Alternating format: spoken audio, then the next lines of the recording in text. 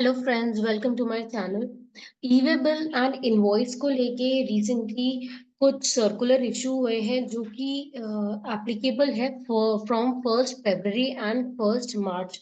तो वो चेंजेस के लिए आपको अपने सिस्टम में कुछ कुछ चीजें चेंज करनी है। तो आप अभी जनवरी चल रहा है तो आप अभी कर सकते हैं so that E way bill generation या ई इनवॉइस जनरेशन में कोई भी आपको परेशानी ना आए। जो फर्स्ट चेंज है वो एप्लीकेबल है फ्रॉम 1 फरवरी 2024। ये चेंज है ई वे बिल में। ई वे बिल में HSN मेंशन करना मैंडेटरी है। तो कितने डिजिट मेंशन करना है उसके लिए भी उनने क्लेरिफिकेशन दिया है।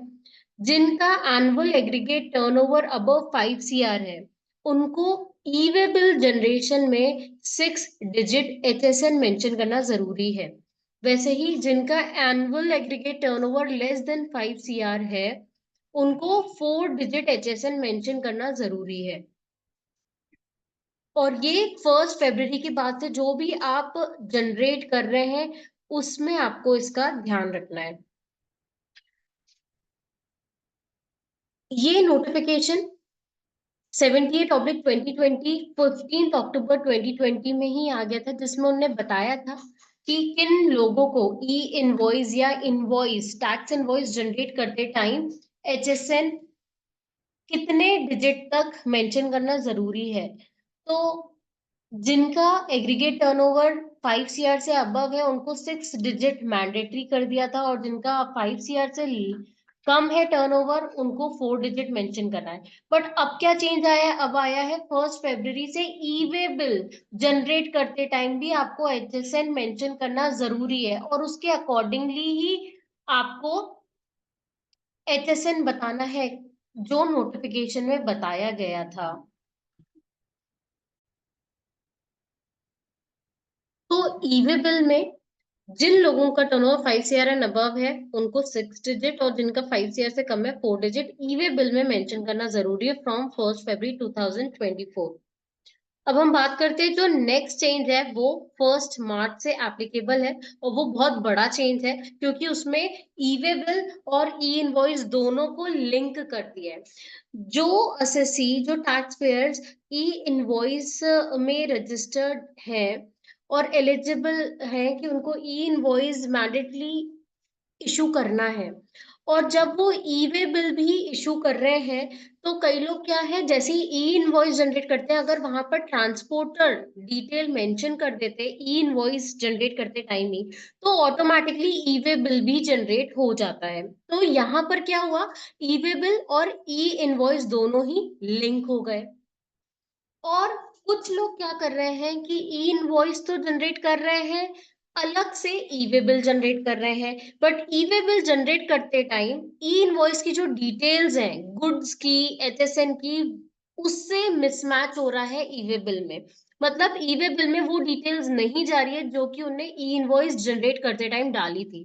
तो यही मिसमैच को कम करने, हटाने के लिए उनने ये चेंज लेकर आए हैं कि 1 मार्च से जो लोग ई इनवॉइस जनरेट कर रहे हैं और ई इनवॉइस के साथ साथ ई वे बिल भी जनरेट कर रहे हैं, तो दोनों को लिंक कर दिया गया है। ई वे बिल तब तक जनरेट नहीं हो जाए होगा जब तक ई इनवॉइस आप नहीं बनाएंगे।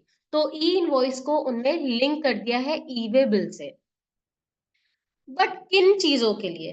तो सिर्फ दो ट्रांजैक्शन के लिए, दो सप्लाईज के लिए, वो है B2B और B2E। मतलब एक्सपोर्ट करते टाइम कोई भी आप ई वे बिल जनरेट कर रहे हैं तो उसके लिए आपको सबसे पहले ई इनवॉइस ही जनरेट करना है, and then E way bill उसी के साथ जनरेट होगा। ये चेंज है 1 मार्च से। अब कोई टैक्स पेयर ई इनवॉइस में रजिस्टर्ड नहीं है या उसको मैंडेटरी नहीं है ई इनवॉइस इशू करना, बट वो ई वे बिल जनरेट कर रहा है, तो क्या ये चीज उनके लिए भी एप्लीकेबल होगी? तो नहीं। अगर आप ई इनवॉइस जनरेट करने के लिए मैंडेटरी नहीं है, आप रजिस्टर्ड नहीं है ई इनवॉइस पोर्टल में, क्योंकि आपका टर्नओवर 5 CR से कम है, तो आपके लिए ये चेंज नेसेसरी नहीं है। जैसा आप अभी ई वे बिल जनरेट कर रहे हैं, आप वैसा जनरेट कर सकते हैं। That means without E invoice. ये चेंज आया है जिनका टर्नओवर 5 CR एंड अबव है और B to B invoices generate कर रहे हैं, क्योंकि B to B invoices, credit note, debit note, इनके लिए ही ई इनवॉइस मैंडेटरी है। और उन लोगों को जिनका टर्नओवर 5 CR से अबव है, उनको ई इनवॉइस पोर्टल में रजिस्टर्ड होके ई इनवॉइस ही इशू करना है। ये चेंज सिर्फ और सिर्फ उनके लिए ही आया है।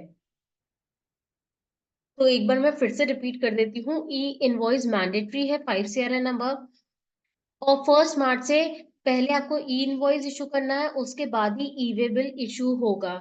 और ये है applicable transactions B to B और B to E, that means export के लिए। बी टू सी और अदर सप्लाईज के लिए ई वे बिल जनरेशन जैसे अभी हो रहा है वैसा ही हो जाए, वैसा ही होता रहेगा। बस आपको ध्यान बी टू बी और एक्सपोर्ट के लिए ही करना है कि उसमें ई इनवॉइस और ई वे बिल साथ में ही जनरेट हो।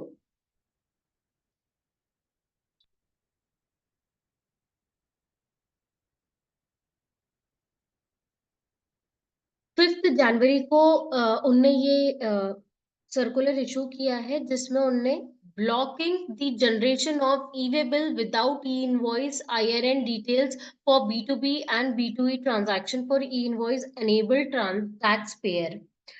जो भी टैक्स पेयर ई इनवॉइस में एनेबल्ड है और बी टू ई ट्रांजैक्शंस कर रहे हैं, उनके ई वे बिल जनरेशन को ब्लॉक कर दिया है।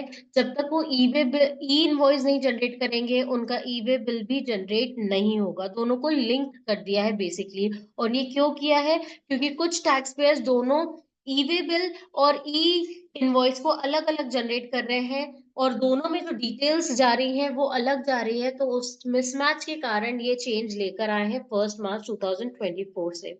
तो ध्यान रखिए, जो नेसेसरी चेंजेस आपको अपने सिस्टम में करना है आप कर लें, जैसे आपको कोई परेशानी ना आए। होप आपको ये वीडियो हेल्पफुल लगा है, तो प्लीज इसे लाइक करें एंड मेरे चैनल को सब्सक्राइब करें। Thank you.